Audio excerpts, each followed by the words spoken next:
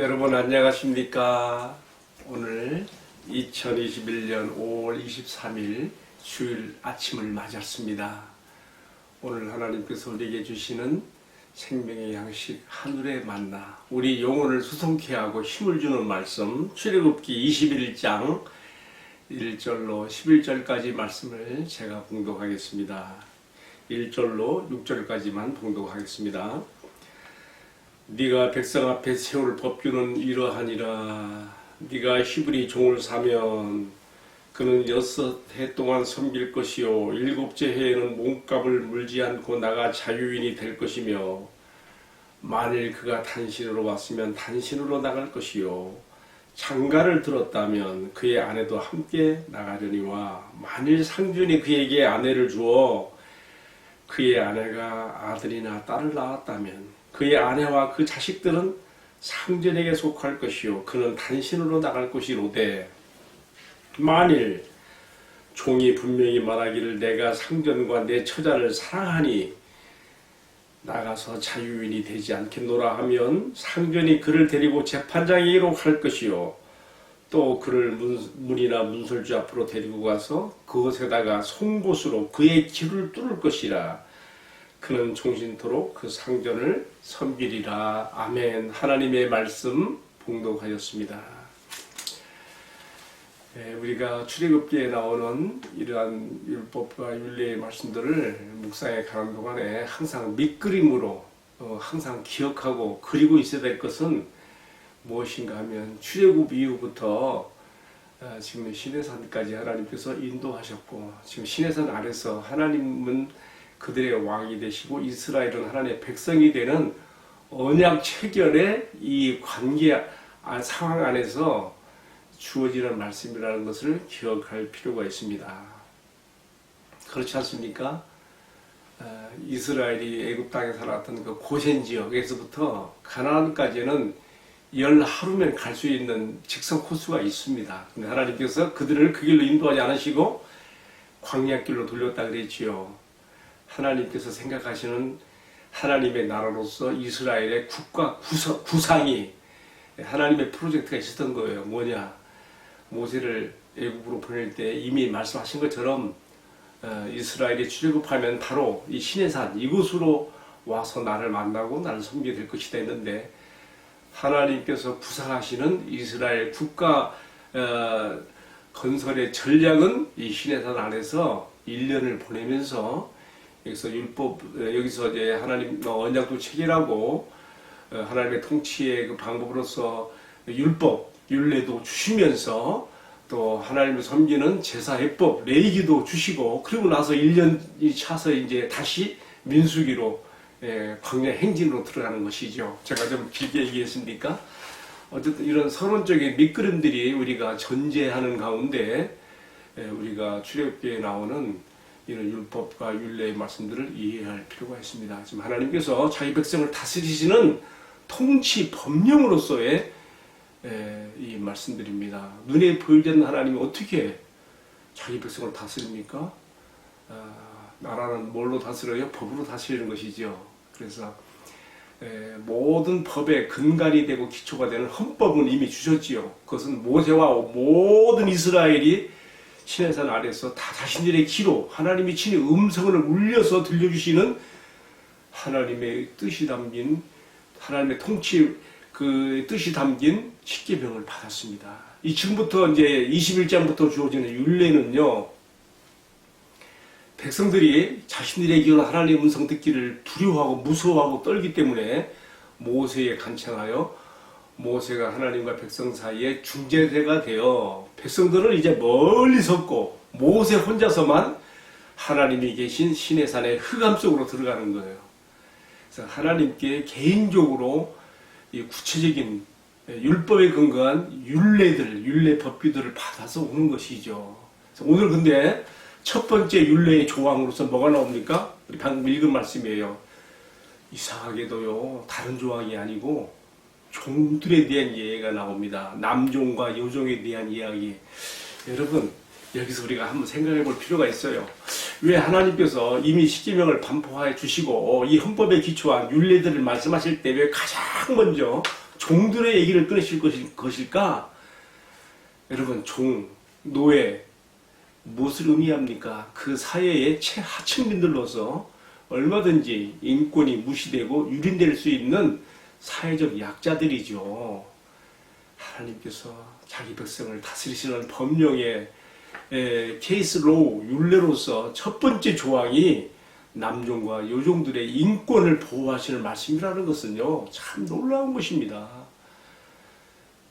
최하층민인 이 사회적 약자들에 대해서도 이렇게 배려하시고 인권을 보호하신다면 다른 평민들은 더 말할 것도 없이 그들의 삶에 또 그들의 인권에 보호와 보장이 있어야 된다는 것을 강조하시는 것이 아니겠습니까?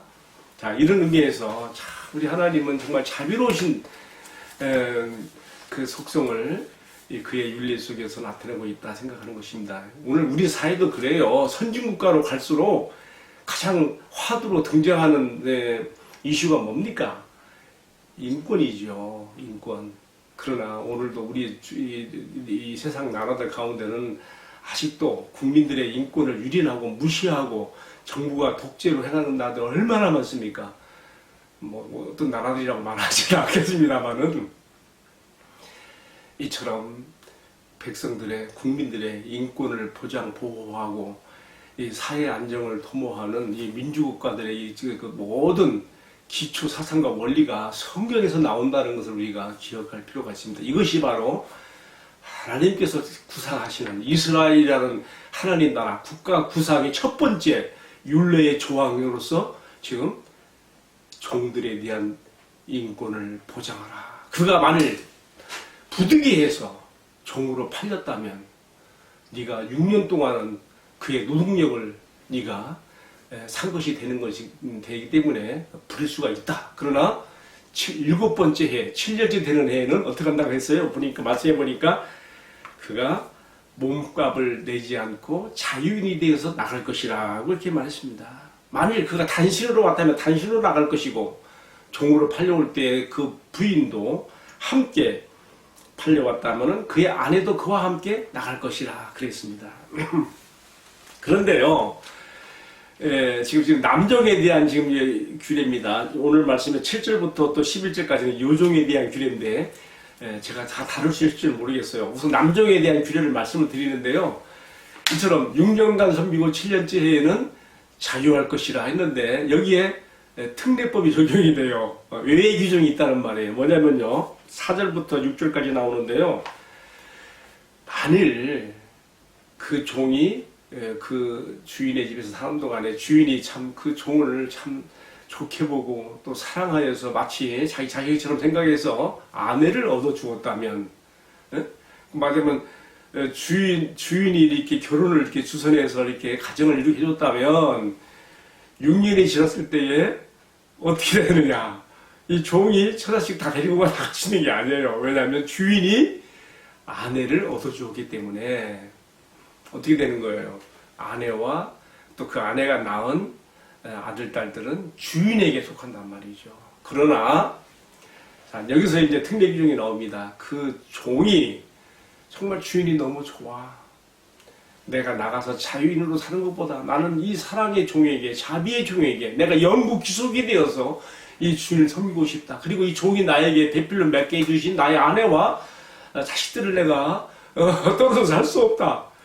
나는 영구히 이 주인님의 종이 되어서 주인을 섬기고 싶다는 그러한 스스로 자유의 포기가 있을 때 어떻게 하라 했어요? 이게 보니까 6절에 재판장에게로 가서 자유의 선포를 하게 되는 그 신년이 되는 해에 재판장에게로 가서 이 종과 주인이 함께 가서 이 사실을 아뢰고 그다음에 어떻게 한다 했습니까? 이 종을 문이나 문설주에 갖다가 데려다가 그 키를 문설주에 또 문에 대고 송곳으로 뚫어서 여기에 귀에 하나의 증표를, 표식을, 상처를 남기는 것이죠. 그 대문에 이 귀로 뚫은 핏자국이 묻을 것이고 이 귀에 이 종의 귀에 남긴 상처는 영원히 남을 것입니다. 여러분, 사람인지라 주인을 존경하고 사랑하고 섬긴다 하여도 평생 그럴 수 있다는 보장은 없잖아요. 살아가다 보면서 또 마음이 또 흔들릴 때도 있고 주인이 또 싫을 때도 있고, 그러나 그때마다 어떻게 되는 거예요? 자기 귀에 상처를 보면서, 자기 귀에 흔적을 보면서 충성맹세, 영구기속의 종이 되겠다고 하는 자신의 그 서원, 서약, 충성맹세, 그리고 또 문간에 핏자국이 얼마나 올라갈지는 모르겠습니다만은 보면서 그 종은 주인에 대한 자기 마음을 추스리고 다시 마음을 다잡고 한번 품었던 그 마음을 계속 유지하고 나가야 되는 것이죠. 여러분, 저는 오늘 이 말씀을 어떻게 적용할 것인가 생각을 많이 해봤습니다. 물론 오늘 우리 사회에는요, 이 종과 주인의 그런 관계는 없지요. 이제는 뭐가 있습니까? 고용주와 고용인의 관계가 있어요. 그래서 오늘 이 말씀에서 나오는 인권 보호, 약자의 입장을 보호해야 된다. 요즘은 얼마나 그 갑질이 많습니까? 갑을 관계에서 항상 사회적 약자가 되는, 의뢰 관계가 되는 고용주, 고용인의 관계에서 이 사회적 약자들의 입장을 충분히 배려하고 보호하라고 하는 것이, 비록 시대는 바뀌었지만 이러한 오늘의 말씀이 반영이 돼야 된다 생각합니다. 우리나라도 오늘 이 민주국가로 오는 이 동안에 얼마나 많은 노동쟁이들이 있었습니까? 저는 청계천 항상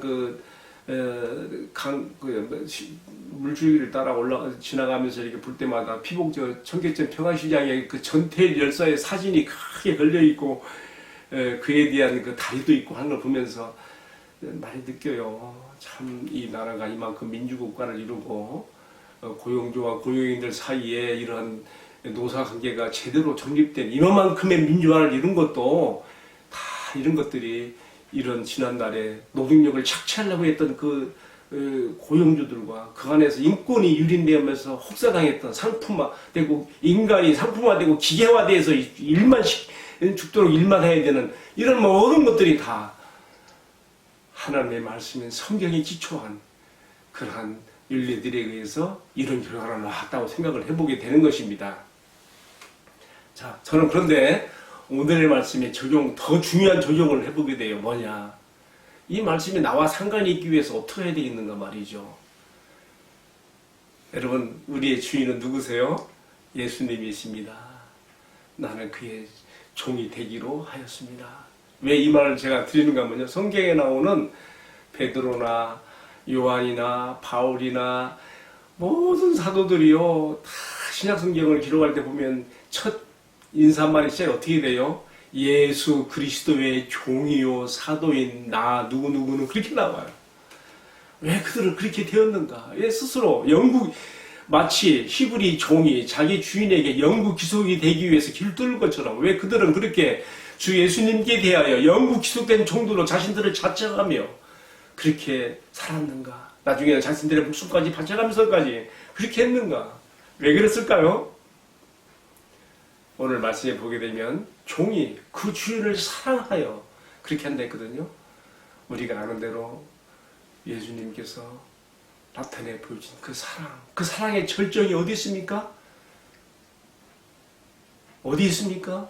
예수님이 먼저 귀를 뚫듯이, 예수님이 먼저 그 손이 뚫리시고, 그 옆구리가 뚫리시고, 그 발이 뚫리셔서 먼저 우리를 위해서 자기 목숨을 내어주기까지 사랑하시는 사랑의 증표로서 상처를 가지셨기 때문에, 먼저 뚫으셨기 때문에 그 사랑에 감격한 제자들이, 사도들이 주님을 사랑함으로 나도 영구히 주님께 기속된 종으로 하겠습니다 하고 그렇게 다 주님의 종들이 노예들로 자처하면서 그들을 이렇게 소개하고 있는 것입니다. 여러분, 이것이 비단 사도들과 예수님과의 관계에서만 끝난 얘기겠습니까? 그렇지 않습니다.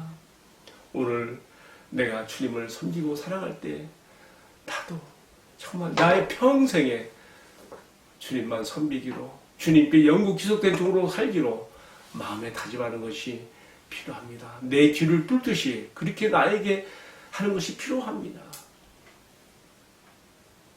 얼마나 내가 예수를 믿고 난 이후에도 세상에 많은 유혹과 시험들이 내 마음을 빼앗고 나로 하여금 주님의 말씀을 떠나서 살게 하는 것들이 얼마나 많이 있습니까? 우리는 정말 주님의 이러한 사랑을 안다면 우리가 종이 그 길을 뚫어서 영구기속이 되는 것처럼 나도 그렇게 하야 될 것입니다. 예수님께서 십자가에 달려 돌아갔을 때에 다 도망갔던 제자들, 그러나 부활하신 날 저녁에 제자들이 다 숨어있는 다락방에 나타나셔서 주님께서 그들을 책망하시기보다는 오히려 내가 너희를 위해서 이렇게 사랑하고 내가 너희를 여전히 신뢰하고 너희들 내가 사랑한다는 표시로 그 손에 못자국을 보이시며 그 옆구리에 찔린 상처를 보셨을 때에 제자들이 다 감격하고 다시 사신 주님께 그들의 남은 인생을 헌신하고 섬겼던 것처럼 나도 그렇게 될 수 있기를 마음 깊이 소원합니다. 그렇다면 어떻게 내가 내 귀에 이렇게 나도 귀를 뚫어서 영구 기속되는 종이 될 수 있을까요? 여러분, 지금 오늘 말씀에 나오는 것처럼 그렇게 문에다가 이렇게 뚫을 수는 없어요. 어떻게 할까요? 저는 오늘의 말씀을 묵상하면서 레위기 8장에 나오는 레위인들의 유임식을 생각해 보게 되었습니다. 제사장들의 유임식. 지금 레위기 8장 22절로 24절까지의 말씀 보게 되면 제사장들의 유임식을 할 때 어떻게 하는가 하면요, 아론이 양의 피를 양푼에 받아서 어떻게 귀에다가 오른쪽 귓불에다가 피를 발랐습니다. 물론 오른쪽 엄지손가락과 오른쪽 엄지발가락에도 피를 발랐습니다. 근데요, 특별히 오른쪽 귓불에다가 피를 발랐다는 게 참 저는 인상적으로 받아들여져요. 왜? 귀에 할례를 받는 것이군요. 이 귀에. 여러분, 귀란 것은 무엇입니까? 인체의 많은 그 인체 구성에서 이 귀라는 것은 매우 중요한데요. 가장 우선적으로 귀로 들려온 소리가 뇌에 전달이 되고 인지가 되어서 행동으로 나타나게 되는 거거든요. 그 때문에 귀에다가 이 송곳을 뚫어 영구 기속된 종으로서의 표시를 한다는 것, 의미가 있다고 생각합니다. 또 모세의 지시에 의해서 아론이 지금 제사장 임식을 거행하면서 제사장들에게 그 귀에 그 피를, 양의 피를 발라버렸어.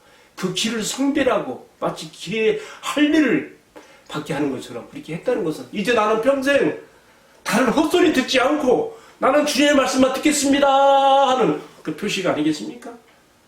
저는 이런 의미에서 오늘의 말씀에 근거하여 주님, 나도 뚫린 귀의 사람이 되어서 나도 나의 길을 주님께 드려서 세상에 헛소리, 잡소리 여러 가지 것들 내가 듣지 않고 오직 주님께만 귀 기울이는 뚫린 귀의 종이 되기를 원합니다. 나의 귀에 주님의 십자가의 보혈의 피를 발라주시고 주님의 손에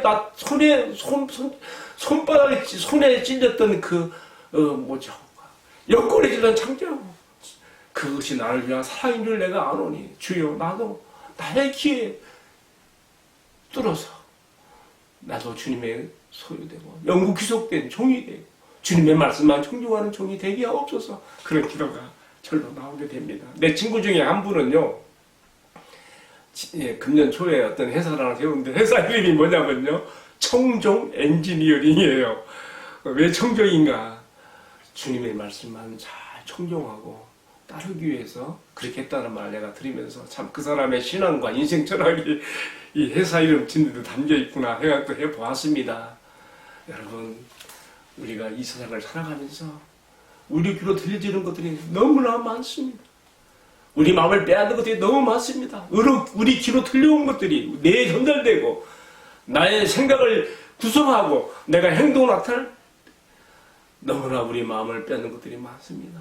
오직 주님의 말씀에만 나의 귀를 트여서 청종하여서 주님의 뜻만 따르는 오늘의 말씀에는 뚫린 귀의 종처럼 주님께 영구 귀속이 되는 종들로 살아갈 수 있기를 주님의 이름으로 축복합니다. 기도하겠습니다. 주님, 내 귀를 뚫어 주옵소서. 내 귀에도 피의 할례를 입혀 주옵소서.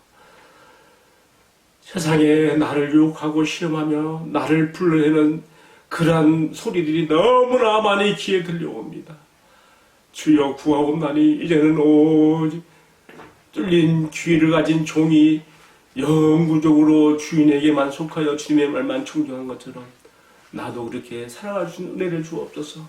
먼저 주님께서 손이 찔리시고 옆구리가 찔리셔서 나를 주님의 소유 삼으시고 나와 하나 한 생명이 되시고 주님께서 나를 받으셨으므로 나도 주님을 사랑하고 주님께 속한 자로서 주님의 말씀만 따르는 종으로 남은 인생을 살아가도록 은혜를 베풀어 주옵소서. 이 모든 말씀을 전개하신 우리 주님 예수 그리스도의 이름 받들어 기도 올리옵나이다. 아멘. 마쳤습니다. 감사합니다.